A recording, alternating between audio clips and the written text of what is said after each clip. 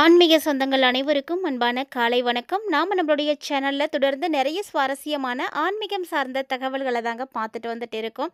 அந்த வரிசையில் இன்றைக்கி என்ன பார்க்க போகிறோம் அப்படின்னா, வரக்கூடிய அமாவாசை, அதாவது 19ஆம் தேதி அன்னைக்கு உருவாகக்கூடிய அமாவாசையில் ஏற்படக்கூடிய கிரக மாற்றங்களானது என்னென்ன பலன்களை எல்லாம் மிதுன ராசி நேயர்களுக்கு ஏற்படுத்தி கொடுக்க இருக்குது அப்படிங்கிறத பற்றியும், இந்த அமாவாசை எவ்வளவு சிறப்பு வாய்ந்தது, அமாவாசையை பற்றின நிறைய சுவாரஸ்யமான தகவல்களையும், மேலும் என்னென்ன மாற்றங்களை மிதுனராசி நேயர்கள் சந்திக்க இருக்காங்க அப்படின்றத பற்றியும் தொடர்ந்து பார்த்து தெரிஞ்சுக்கலாம். வீடியோக்குள்ளே போகிறதுக்கு முன்னாடி நீங்கள் இன்னும் நம்ம சேனலை சப்ஸ்கிரைப் பண்ணாமல் இருக்கீங்க அப்படின்னா மறக்காமல் சேனலை சப்ஸ்கிரைப் பண்ணிக்கோங்க. கூடவே பக்கத்தில் இருக்கிற பெல் சிம்பிளையும் கிளிக் பண்ணிக்கோங்க.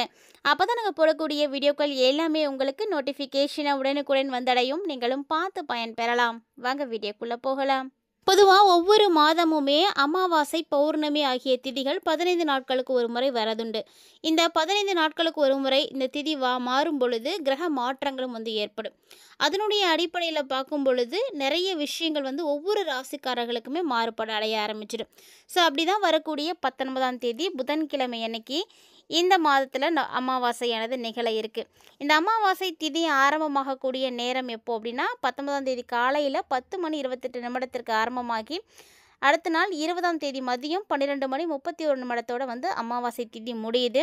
ஸோ இந்த நாளில் இந்த நேரத்தில் வழிபாடு செய்யக்கூடியவர்கள்லாம் செய்யலாம். பொதுவாக எல்லா வழிபாடுகளை விட அமாவாசை வழிபாடு அப்படிங்கிறது ரொம்பவே சிறப்பு வாய்ந்தது. ஏன்னா மாதம் மாதம் வரும் பொழுது இந்த நாளில் மறக்காமல் நீங்கள் வழிபாடுகள் செய்தீங்க அப்படின்னா கண்டிப்பாக உங்களுடைய முன்னோர்களுடைய ஆசீர்வாதம் உங்களுக்கு கிடைக்கும். பொதுவாக இந்த அமாவாசை அப்படிங்கிறது முன்னோர்களை வழிபாடு செய்யணும் அப்படிங்கிறதுக்காக ஒதுக்கப்பட்ட நாள் தான். ஆனால் இந்த நாளில் ஒரு சிலர் பார்த்திங்கன்னா அந்த வழிபாட்டு முறைகளை கடைபிடிக்கிறதே கிடையாது. ஆனால் யார் யார் உங்களுடைய கடமைகளை செய்ய தவறுறீங்களோ அதற்குரிய பிரச்சனைகளும் உங்களுக்கு கூடவே இருந்துகிட்டே தான் இருக்கும். ஸோ நீங்கள் உங்களுடைய கடமையை எப்போ சரியாக செய்கிறீங்களோ அப்போ தான் அதில் வெளியே வருவீங்க. இந்த நாளில் முன்னோர்களுக்கு தர்ப்பணம் செய்கிறது, அவங்கள வணங்குறது, இது போன்ற மதச்சடங்குகளை கண்டிப்பாக செய்யணும். யாருக்கெல்லாம் செய்யணும் அப்படின்ற கட்டாயம் இருக்கோ அவங்களாம் கண்டிப்பாக செய்து தான் ஆகணும். அதாவது இந்த நாளில் நீங்கள் வழிபாடு செய்யும் பொழுது தான் உங்களுக்கு எல்லா வகையான மாற்றங்களுமே கிடைக்கும். சந்திரனும் சூரியனும் ஒரே ராசியில் இணைந்து சஞ்சரிக்கிறதுனால இந்த நாளை ஒரு புனிதமான நாள் அப்படின்னு சொல்லுவாங்க. அது மட்டும் இல்லாமல் இந்த நாளில் புனித நதிகளில் நீராடுறது, பித்திருக்களுக்கு தர்ப்பணம் கொடுக்கறது, இதெல்லாம் ரொம்ப ரொம்ப விசேஷமானது. ஸோ யாரெல்லாம் இந்த விஷயத்தை செய்கிறாங்களோ அவங்களுக்கு தான் கண்டிப்பாக நல்ல மாற்றங்கள் எல்லாம் ஏற்படுது. இந்த அமாவாசையில் ஒரு சில விஷயங்களை நம்ம செய்கிறது ரொம்ப நல்லது. ஏன்னா அமாவாசையவே முன்னோர்களுக்கான நாள்னு சொல்லுவாங்க. பித்திருக்களை வழிபாடு செய்வதற்காண்டிய ஒரு நாள் தான். மாதம் மாதம் அமாவாசை வரும். அந்த நாளில் கண்டிப்பாக முன்னோர்களை நீங்கள் ஆதரித்து அவங்கள வழிபாடு செய்யணும். அப்போ தான் நீங்கள் மட்டும் இல்லை, உங்களுடைய சந்ததியினரும் பார்த்திங்கன்னா வளத்தோடு வாழ முடியும். இது எல்லாருக்கும் தெரிஞ்ச ஒரு விஷயந்தான். முக்கியமாக ஒருவருடைய ஜாதகத்தில் பார்க்கும் பொழுது பித்திருக்களுடைய சாபம் இருக்கும். அந்த பித்ரு சாபம் இல்லாமல் இருக்கணும். யாருக்கு பித்ரு சாபம் இல்லாமல் இருக்கோ அவங்க தான் ரொம்ப மகிழ்ச்சியோடு வாழ முடியும். அதனால் மாதம் மாதம் வரக்கூடிய அமாவாசையை கண்டிப்பாக மிஸ் பண்ணிடாமல் செய்யுங்க.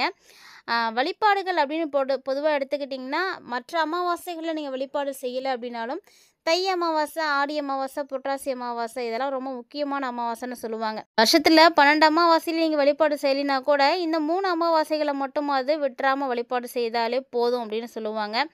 ஸோ இந்த அமாவாசையில் கண்டிப்பாக செய்யக்கூடிய விஷயங்கள், செய்யக்கூடாத விஷயங்கள்லாம் இருக்குது. அதை நீங்கள் தெரிஞ்சுக்கிட்டு முறைப்படி செய்யுங்க. எதுவுமே எந்த ஒரு முறையும் தெரியாமல் செய்யக்கூடாது. அதனாலேயும் நமக்கு தோஷங்கள் உருவாயிடும். நம்ம தெரிஞ்சோ தெரியாமல் செய்யக்கூடிய தவறுகள் தான் நமக்கு பிரச்சனைகளை ஏற்படுத்தி கொடுக்குது.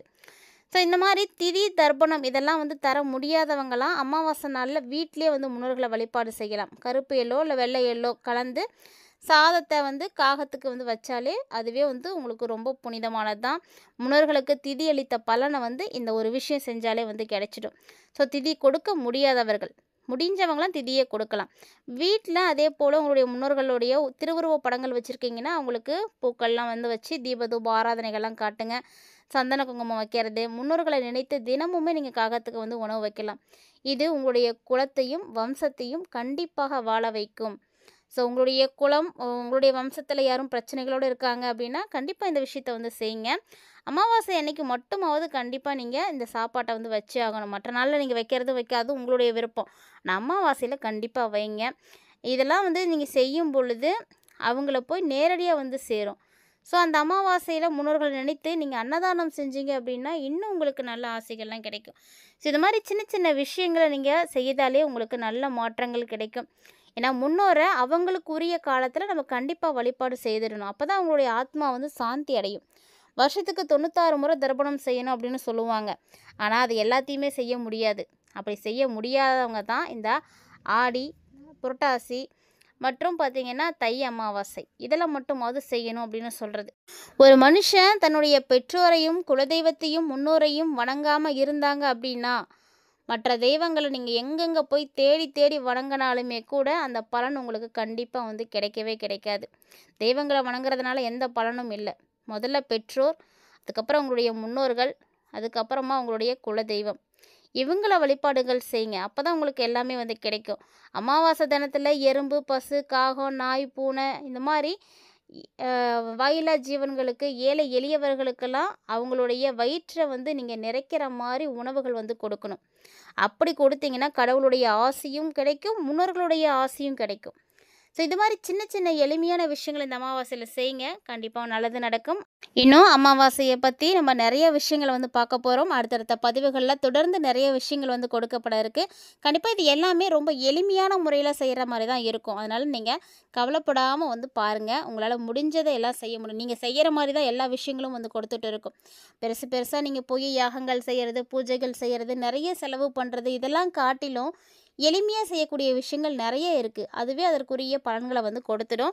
அதனால் இதெல்லாம் வந்து மறக்காமல் சேவ் பண்ணி வச்சுக்கோங்க. உங்களால் முடிஞ்சால் இது உங்களுடைய நண்பர்கள் மற்றும் உறவினர்கள் மத்தியில் ஷேர் பண்ணி விடுங்க. அவர்களும் பார்த்து பயன்பெறட்டும். அமாவாசை பற்றி நிறைய விஷயங்களை பார்த்தோம். இப்போது அமாவாசைக்கு அப்புறமா ஏற்படக்கூடிய கிரக மாற்றங்களானது என்ன மாதிரியான பலன்களை மிதுனராசி நேயர்களுக்கு ஏற்படுத்தி கொடுக்க இருக்குது அப்படின்றத நம்ம பார்க்க போகிறோம். வாங்க என்ன மாதிரியான மாற்றங்கள் கிடைக்க இருக்குது அப்படின்றத தெரிஞ்சுக்கலாம். மிதுனராசி நேயர்களாகிய நீங்கள் இந்த பதிவை பார்த்துட்ருக்கீங்கன்னா மறக்காமல் வீடியோக்கு ஒரு லைக் பண்ணிக்கோங்க. உங்கள் வீட்டில் யாரெல்லாம் இருக்காங்களோ அவங்களுக்கெல்லாம் மறக்காமல் இந்த பதிவை ஷேர் பண்ணி விடுங்க.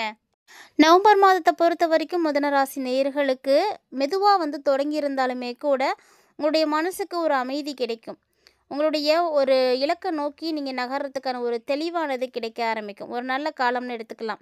கிரகப்பெயர்ச்சிகளால் உறவுகள் பார்த்திங்கன்னா உங்களுக்கு ரொம்ப நல்ல மாற்றத்தை கொடுக்கும். இந்த நவம்பர் மாதத்தினுடைய இறுதியில் சனி வேற நேர்பாதைக்கு வரப்போகிறாரு. அதனால் தொழிலில் உங்களுடைய இலக்குகளில் கண்டிப்பாக உங்களுக்கு ஒரு தெளிவு கிடைக்க ஆரம்பிச்சிடும். மன அமைதியெல்லாம் உங்களுக்கு திரும்ப கிடைக்க ஆரம்பிக்கும்.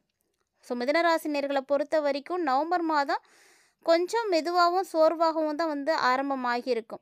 ஆனால் பழக்க வழக்கங்களை எல்லாம் நீங்கள் நல்லபடியாக சீர்படுத்திக்கிட்டீங்க அப்படின்னா இது மாதிரி உங்களுக்கு ஒரு நல்ல வாய்ப்பு கிடைக்கவே கிடைக்காது.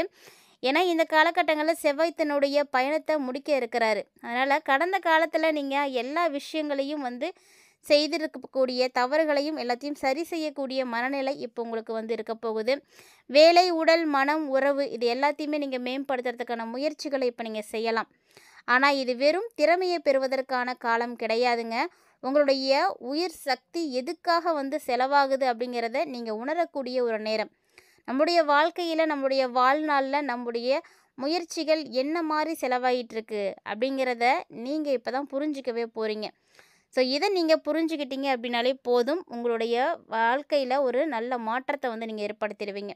அது மட்டும் இல்லாமல் இந்த காலகட்டங்களில் ஓய்வு, ஆரோக்கியம் இதை பற்றிலாம் கவலைப்படாமல் வேலை வேலைன்னு ஓடிட்டே இருக்கக்கூடியவங்களாக இருக்கீங்கன்னா கண்டிப்பாக திரும்பி பாருங்கள் உங்களுடைய ஆரோக்கியத்தையும். ஏன்னா ஆரோக்கியத்தை கவனிக்கிறது ரொம்ப முக்கியமானது. ஆரோக்கியம் நல்லா இருந்தால் மட்டும்தான் நம்மளால் எல்லாம் செய்ய முடியும். இப்போதைக்கு உங்களுடைய உடல் அதை எல்லாத்தையுமே நினைவூட்டும். அது மாதிரி ஏதாவது ஒரு விஷயங்கள் நடக்கும். நீங்கள் உங்களை பாருங்கள், நீங்கள் எப்படி இருக்கீங்க அப்படின்ற மாதிரி அந்த உடலே உங்களுக்கு வந்து எடுத்துக்காட்டும். ஸோ அந்த மாதிரி விஷயங்களெல்லாம் மறக்காமல் வந்து செக் பண்ணுங்கள். மன அமைதியை வந்து நீங்கள் பார்த்தே ஆகணும். உடலுக்கு நம்ம எந்த அளவுக்கு வேலை செய்கிறோமோ அந்த அளவுக்கு ஓய்வு முக்கியம் அப்படின்றத புரிஞ்சுக்கோங்க. அதோடு மட்டும் இல்லாமல் இந்த காலகட்டங்களில் பயணங்கள் எல்லாம் உங்களுக்கு ஏற்படும். நவம்பர் 5 அன்னைக்கு ரிஷபராசியில் ஏற்படக்கூடிய பூர்ணச்சந்திரன் உங்களுக்கு ஆன்மீக பகுதியை வந்து ஒளிரச் செய்வார்.